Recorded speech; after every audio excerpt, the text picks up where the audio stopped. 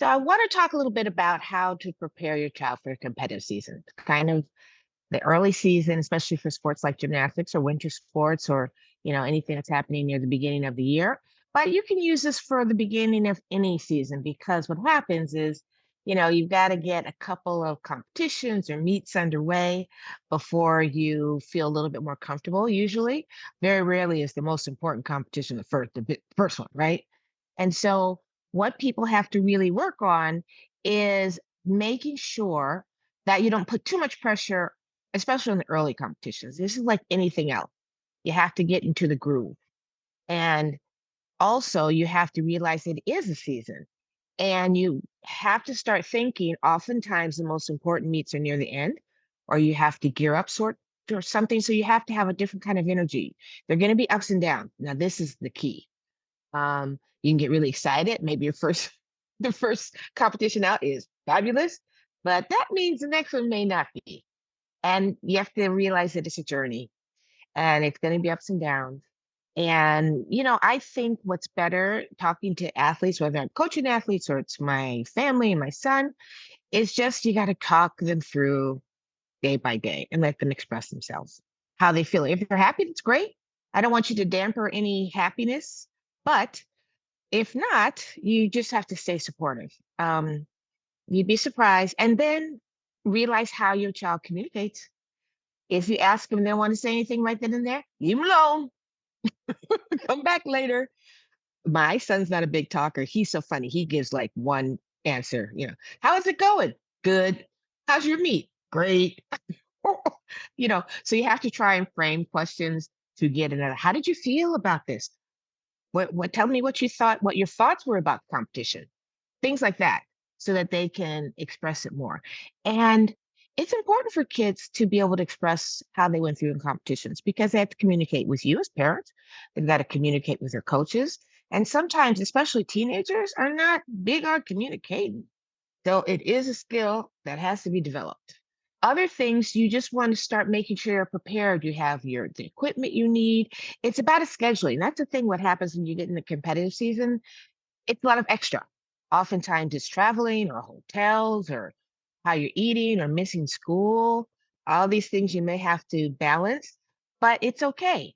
And you just have to take it step by step, meet by meet, competition by competition, and don't put too much pressure.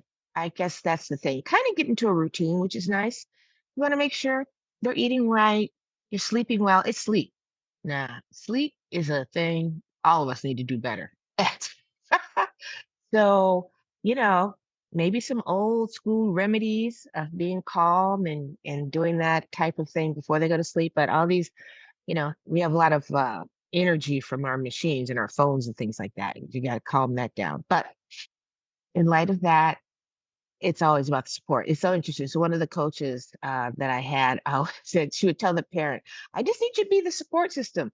Run a bath. Maybe you need a little bit of ice. You need a little it's that kind of self care that you want to give to your athlete or your child to make it really easy." So my son BJ's at college, and he actually went on campus a little bit last year. So he's a freshman at Bowie State. So his fall session had to be online because he was competing in Europe. He had training camp and then world championships, world age group. So he was going to be gone for 3 weeks. So his whole semester was online. But he did go on campus just to get that experience. But now it's his first time going to classes on campus. And it was really interesting. As a parent, I have to say, even though they went dome and they were home, he was home like 6 weeks for Christmas. When he left this last time, I was a little teary-eyed because, he took all his clothes, room looks all empty. But now we have to balance him going to competitions from college, right? He still is competing on the national level. He's got training camps. And so I'm flying him, he has to fly out of where he is and get back from, wherever the competition is, make his way back on campus. All those things is things he has to learn how to do. He also had to learn how to get to his new gym, right? He's not driving yet. He's trying. He doesn't have a car. So he's in the Maryland area and he's got to get to his new gym to practice when he's there on his own. So it's a lot of, there are a lot of new things when kids go away to college that they have to manage. How you eating, what friends you're making, are you sleeping? I hope you're not partying too much, but we don't know. So we'll have to see how he manages it because he's going to be helping his coach, Roger Cavu. He's helping a coach, also the team in New York. So he's taking on some extra responsibilities. So I'm just going to hold on and be tight because you have to go through these things. That's the thing. It's nothing's going to be, exactly smooth, as we all know as we go through life. So you just have to be patient and hold on. But, you have to have them gain these skills to take care of themselves. When they're out of the house, it's much more on their responsibility to get ready. Like they don't forget things. My son used to forget stuff all the time. Do you have your trap shoes? Do you have this? Like, do you have your grips? Yeah, I can't do that now. You better pack them.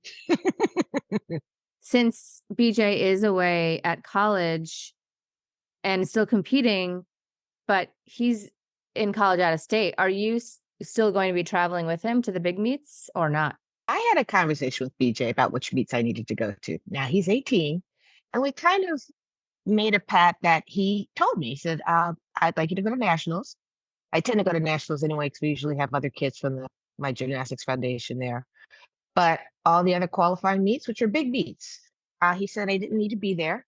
And he's really funny because I would always ask him, "Do you want me to be here?" And he's like, "Sure, if you want to." I'm like, "That is not what I understand." This is the communication part. But we had to have these conversations over and over again. So I just tell him, "Tell me which ones you want me to go to.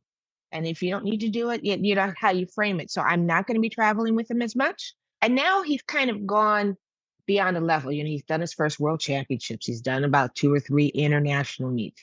So he knows the drill. And I didn't necessarily need to be there at one point, but it's good. And if he asks, I will go. But now he's on his own.